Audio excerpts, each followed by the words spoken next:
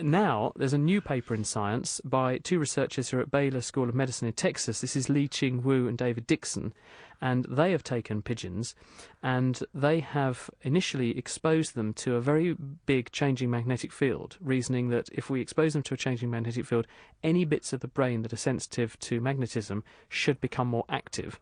And they then go poking around and look in the brain for cells that have shown expression of a gene called C-FOS, which is turned on in neural cells that become active. They found, by doing this experiment, 4 key bits of the brain that lit up as soon as they did this, and 2 of them include the hippocampus and also a region called the vestibular nuclei, both of which are concerned with spatial orientation and also balance and keeping yourself upright.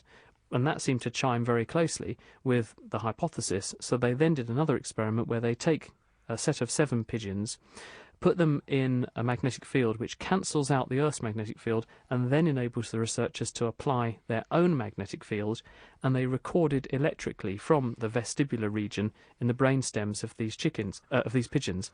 And what they found is that there are nerve cells there which, when you change the magnetic field in certain directions, respond, and in other directions the cells don't respond. So it's like the cells have a tuning curve of response, and they can do this in all 3 dimensions, which shows that these birds are able to respond to the magnetic field in all 3 dimensions, probably using it like a sort of cognitive compass. Exactly what they're using to actually pick up the magnetic field in the first place, they still don't know, but they've clearly shown they've got these nerve cells which are responding to changing magnetic fields. So these birds really are navigating magnetically. Thanks, Chris. Dr. Chris Smith from the Naked